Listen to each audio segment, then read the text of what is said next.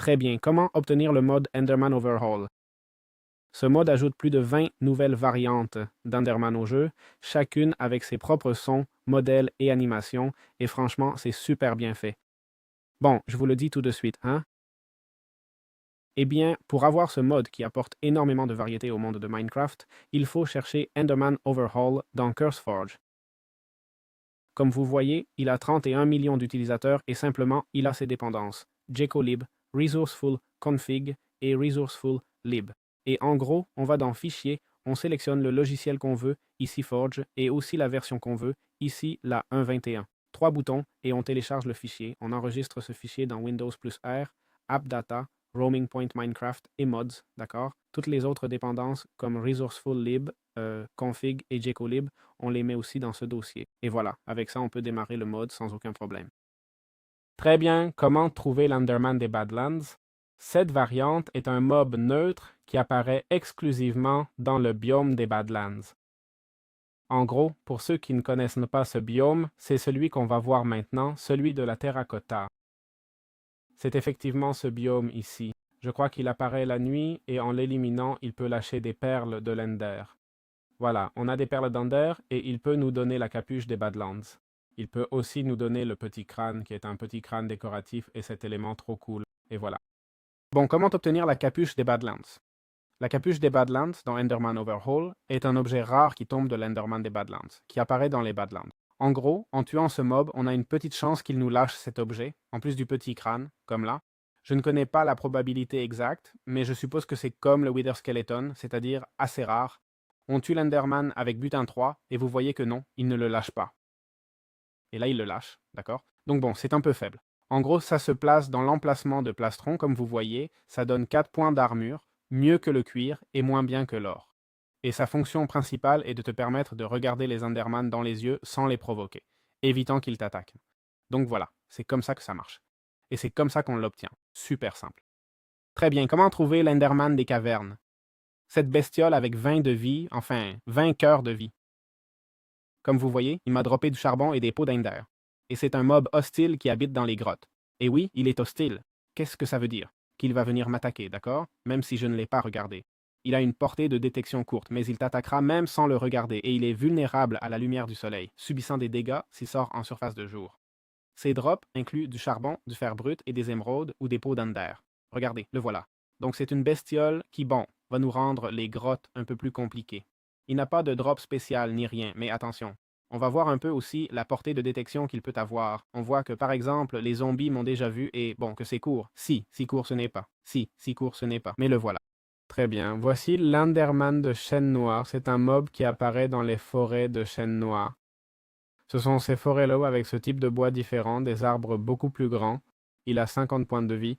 On parle d'un mob bien plus costaud. Il ne nous attaque pas, mais si on le regarde dans les yeux, il nous inflige cet effet d'obscurité et aussi de cécité. À sa mort, il lâche des perles de l'Ender, mais il est dangereux à combattre à cause du manque de vision qu'il provoque en pleine forêt sombre.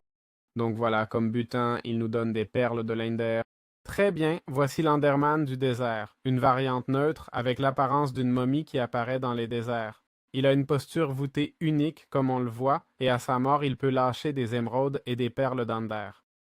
Il n'a pas de mécanique spéciale, il invoque 3 scarabées, d'accord? Théoriquement, quand on l'attaque, voilà, ils viennent vers nous. Ils se battent assez facilement, et en butin ça nous donne ces perles d'Ender. Comme vous voyez, il est assez grand, bien plus grand que l'Enderman normal, et s'il vient vers nous, il va aller assez lentement. Je comprends qu'il va frapper fort, il tape 3 cœurs, et assez vite, mais bon, le voilà. Très bien, voici l'Enderman des champs de fleurs.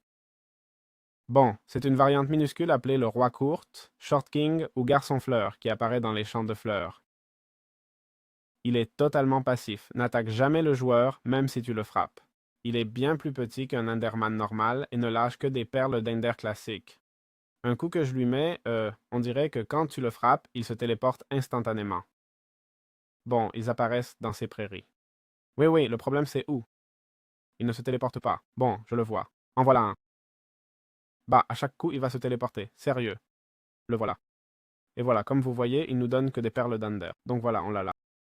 Très bien, ici nous avons l'Enderman des pics de glace, un Enderman de presque 5 blocs de haut, et en gros, très fin aussi, et il apparaît dans le biome des pics de glace. Il est neutre et à sa mort peut lâcher de la glace compacte, packed ice, et la précieuse perle glacée. Comme vous voyez, il a 60 de vie, c'est-à-dire que c'est un mob assez costaud, et là, on a la perle glacée. Il apparaît évidemment dans le biome des pics de glace, ce biome où il y a des pics de glace. Et ce mob gèle les ennemis proches quand il reçoit des dégâts ou quand il attaque. Donc attention à ça, d'accord? Voyons s'il me frappe et me gèle. Non, on dirait qu'il n'y arrive pas, mais bon, il peut le faire. Donc voilà, on l'a là. Très bien, comment utiliser la perle glacée? Cette perle spéciale s'obtient dans les pics de glace en battant le Snow Enderman ou l'Ice Spikes Enderman, d'accord? Je vais vous montrer les deux. Le Snowy Enderman ressemble à ça et l'Ice Spikes Enderman ressemble à ça. Il donne des perles glacées qui, une fois lancées, gèlent les ennemis proches. Vous voyez, lenteur 3, faiblesse 3, d'accord? Je ne sais pas si celui qui lance est aussi gelé. Non, apparemment pas, d'accord? Voilà, on l'a. L'objet est super intéressant et très utile pour ralentir les mobs puissants comme le Ravageur en appliquant lenteur et dégâts de gel. Donc voilà, on l'a. Très bien. Comment trouver l'Enderman des Mushroom Fields? En gros, cet Enderman habite le rare biome des Mushroom Fields, les îles champignons. C'est une variante passive, avec ses yeux plus endormis et un chapeau champignon. Il n'attaque pas le joueur et ses drops incluent des champignons rouges et des perles d'Ender. Comme vous voyez, il a pas mal de vie, on parle de 20 cœurs. Voilà, comme vous voyez, il drop ça, champignons rouges et perles d'Ender. Donc voilà, on l'a trouvé. Très bien, voici l'Enderman de Savannah. Ce mob neutre vit dans le biome Savannah et a le même modèle de capuche que la variante Badlands, mais avec des couleurs différentes, plutôt rougeâtres, marron. Quand on l'élimine, il peut lâcher des perles d'Ender ou aussi, attention, des blocs d'acacia, des troncs d'acacia. En plus, il peut nous donner la capuche d'acacia de façon ponctuelle ou assez rare. Franchement, c'est un mob intéressant pour ce drop de bois. Voilà, rappelez-vous qu'il apparaît uniquement dans la Savannah, d'accord? Et le voilà. Très bien, comment obtenir le HUD de Savannah? Le HUD de Savannah s'obtient dans la savane en battant un Enderman de Savannah. On a une très faible probabilité. Il s'équipe sur le torse et accorde 4 points de protection. Ça permet de regarder les Enderman dans les yeux sans qu'ils deviennent hostiles, d'accord? Il fait exactement la même chose que le Shud des Badlands et le Hut Snowy. Donc voilà, je le dis, au cas où vous seriez dans les Badlands ou dans la neige, sachez que vous pouvez obtenir le même objet sans bouger, seule l'esthétique change, d'accord? Là, ça dépend de ce que vous voulez. Donc voilà. Très bien, comment trouver l'Enderman neigeux? Il apparaît dans les biomes enneigés et est neutre. Il a une capuche bleue froide et possède l'effet marcheur-givre, c'est-à-dire qu'il marche sur la glace dans l'eau et tout ça. Comme vous voyez, il peut nous donner la perle glacée. On va voir si on trouve de l'eau pour que vous puissiez voir comment il marche sur l'eau. Il y a de l'eau ici, non? Le voilà, d'accord? Je vais le faire apparaître, et voilà, d'accord? L'eau le touche quand même, mais bon, voyons si je le pousse. C'est comme s'il touchait l'eau. Ah non, non, pas forcément, d'accord? Voilà, on a cet effet plutôt cool. Et voilà, il peut nous donner la capuche neigeuse, qui nous permet en gros de regarder les Enderman sans être attaqué avec 4 d'armure, et nous donne les perles glacées, comme on l'a déjà dit. Donc voilà, c'est aussi simple que ça. Il apparaît évidemment dans les zones enneigées. Très bien, voici l'Enderman des marais. Cet Enderman vit dans les marais et a 4 yeux comme une araignée. Il est neutre, mais aussi très dangereux car il est immunisé à l'eau et applique un effet de poison quand il frappe le joueur. Il lâche des perles d'Ender normales, mais il n'a pas l'air très sympa. On a 2 d'armure là, d'accord, avec une capuche enneigée et on va voir ce poison, d'accord? Là, il m'a empoisonné et on voit déjà que c'est super dur et il m'applique poison 3 pendant quelques secondes, hein? Donc il ne va pas y aller avec la moindre pitié. En plus, comme on l'a dit, il est immunisé à l'eau, donc le truc de s'enfuir ne marchera pas. Ce qu'on peut faire, c'est utiliser l'eau pour se battre contre lui, parce que comme vous voyez, il va beaucoup plus lentement. Donc on a beaucoup plus de marge pour le battre ici. Ça, c'est vrai. Bon, même si l'eau nous touche, il n'est pas fait pour nager. Ce serait autre chose s'il était fait pour nager. Là, on aurait un problème. Donc voilà, aussi simple que ça. Super, super facile. Très bien. Ici, on a les collines venteuses. C'est une variante géante avec une tête allongée qui spawn dans les collines venteuses. En gros, ces collines, c'est Mont. Il est neutre et a un sourire flippant. Pas de drops spéciaux à part les perles d'Ender, mais il impressionne par sa taille massive et son design intimidant façon Slenderman. Donc voilà, comme vous voyez, on peut le battre sans problème et il drop des perles d'Ender. Ok, donc voilà, on l'a eu. Très bien, comment trouver le corail Enderman? En gros, cet Enderman est une variante amphibie qui vit sous l'eau avec des coraux sur son corps. Contrairement aux normaux, il prend des dégâts sur terre, il suffoque et est immunisé à l'eau. Il nage très vite, d'accord? Et il ne semble pas hostile. Si on l'attaque, si, il l'est. Voyons combien il enlève. Il enlève pas mal. Et comme je dis, il nage vite. Donc non, c'est pas terrible.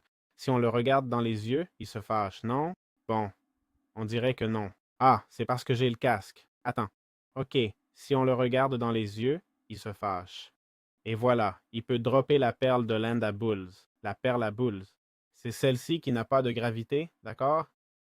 Mais en plus, si elle tombe, elle me régénère les bulles, d'accord? Comme curiosité. Donc c'est plutôt pas mal. Très bien. Comment utiliser la perle à bulles? Eh bien, c'est une perle de l'Ender sans gravité. Elle s'obtient en tuant les Endermen océaniques. Cette perle est unique car elle n'a pas de gravité. Une fois lancée, elle voyage en ligne droite parfaite jusqu'à percuter un bloc ou une entité, d'accord? Comme vous venez de le voir. Et important, sous l'eau, oui, elle a de la gravité, d'accord? Malheureusement. Et en plus, si on manque d'oxygène, la perle à bulles, en tombant, va nous le régénérer, d'accord? Elle a cet autre effet. C'est comme si, je sais pas, comme si on était remonté à la surface, et non, non, ça se régénère, ça se régénère. Alors bon, elle voyage beaucoup plus lentement, d'accord? Elle est assez lente en termes de déplacement, mais c'est vrai qu'on peut se téléporter d'un bout à l'autre. C'est-à-dire, si maintenant je veux me téléporter au prochain bloc là devant, théoriquement, je devrais pouvoir le faire. Je sais pas si ça va charger les chunks. On va voir ça. Et là, il a disparu. Je ne sais pas si c'est parce qu'il a arrêté de charger ou parce qu'il a disparu. Non, non, ça continue de charger. Ça continue de charger. Nous ne le voyons pas, mais cette perle des profondeurs est théoriquement capable de naviguer encore et encore jusqu'à trouver... Ah non, non. D'accord, ça peut exploser, d'accord? Si on la lance trop loin, elle finit par exploser, faire pop, ce qui est logique, sinon l'entité peut rester là infiniment et ça peut poser problème. Donc voilà, on l'a là. C'est comme ça que fonctionne la perle à bulles. On l'obtient des Enderman coralliens dans l'océan. Très bien, voici l'Enderman de la vallée des âmes. En gros, il vit dans la vallée des âmes du Nether, il est hostile et a une texture squelettique. Il est immunisé contre le feu et la lave. Et comme vous voyez, quand on le bat, des esprits apparaissent, d'accord? 3 mini-esprits que je vous recommande de vaincre. En gros, ce sont de petites entités volantes comme les Vexes, mais en forme de crâne invoqués par l'Enderman de la vallée des âmes à sa mort. Ils apparaissent par groupe de 3, ont peu de vie, sont chiants et difficiles à toucher, et voilà.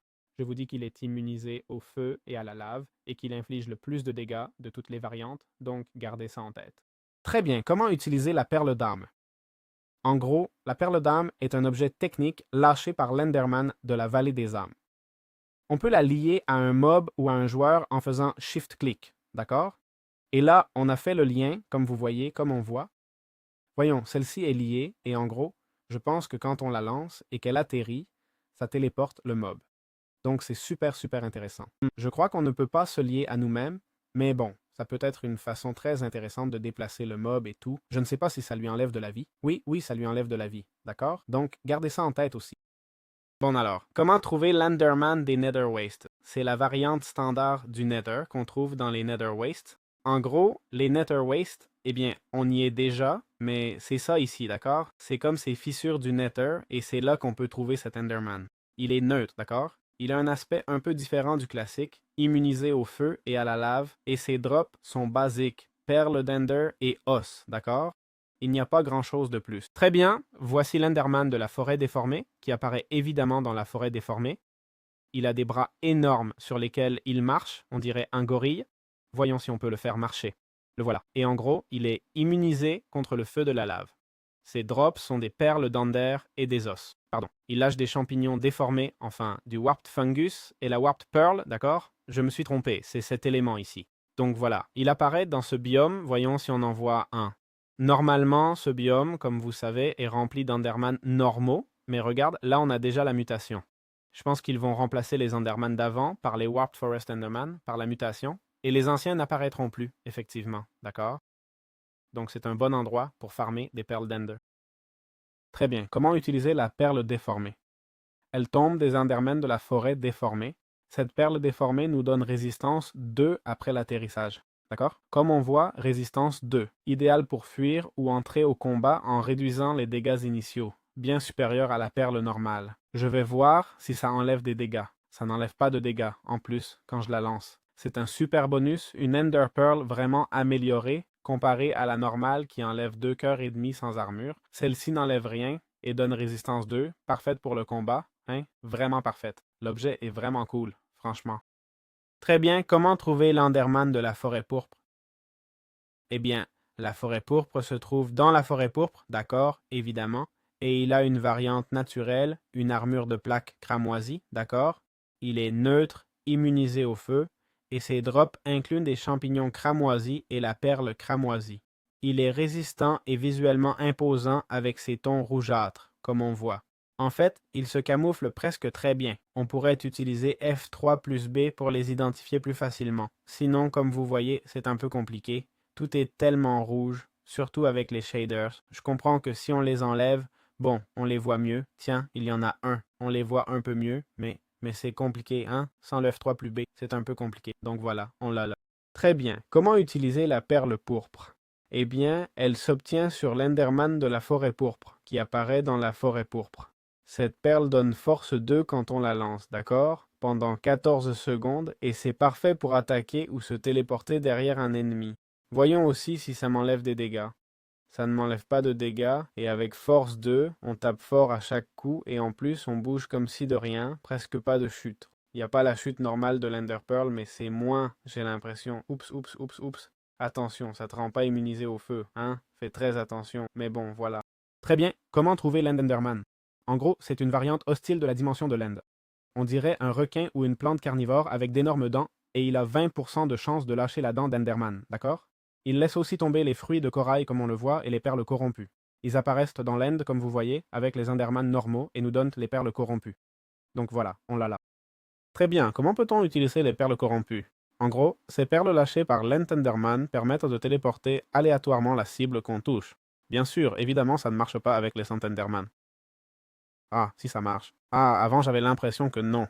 Je ne sais pas si c'est juste qu'il se téléporte parce que je l'attaque. Non, si ça marche comme ça. Et je me demande si ça marchera avec l'Under Dragon. Il n'a pas eu l'air de s'en soucier, hein, ma perle d'Under, allez savoir pourquoi. Non, je lui lance et rien. Et non. Bon, et ben voilà. Et avec ça marche. Avec les NN Crystals, mais ce sont des entités, non. Waouh, ça aurait été cool, hein? Ça aurait été cool qu'ils se téléportent aléatoirement et qu'on puisse les descendre avec ça, avec cette arme. Donc voilà, cette perle d'Ender ne sert pas à te téléporter, mais à éloigner les bestioles, hein, de toi. Voyons. Je ne sais pas à quel point c'est utile, mais enfin, j'ai du mal à lui trouver une utilité. Sauf si t'es dans une ferme, par exemple, et qu'il y a un loup, et tu vires ce loup avec cette perle d'Ender au lieu de le tuer, ou je sais pas, un truc comme ça.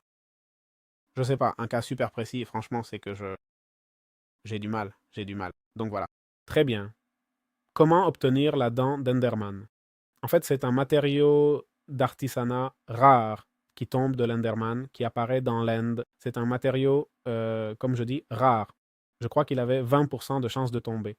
En gros, ce que ça fait, c'est qu'il nous sert à fabriquer des outils corrompus, comme la lame corrompue, qui téléporte la cible de façon aléatoire, ou le bouclier corrompu, où tout utilisateur qui vous attaque sera aussi téléporté de façon aléatoire, ce qui est super intéressant.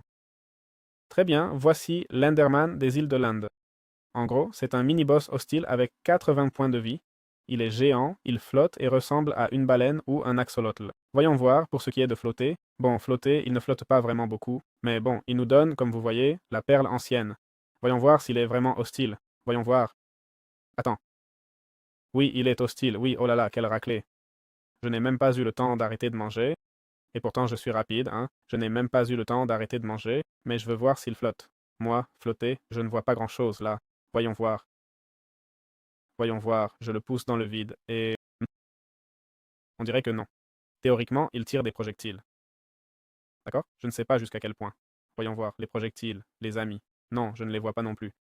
Et bon, c'est la seule source de perles anciennes, et théoriquement, il peut aussi nous donner la perle d'invocateur. Allons vérifier. Bon, il me donne des perles d'Ender normales, et voici la perle d'invocateur. Téléporte les cibles nerveuses à l'impact. D'accord. Bon, plutôt intéressant, non? Voilà, on l'a. Très bien, comment obtenir l'Ansi en perles?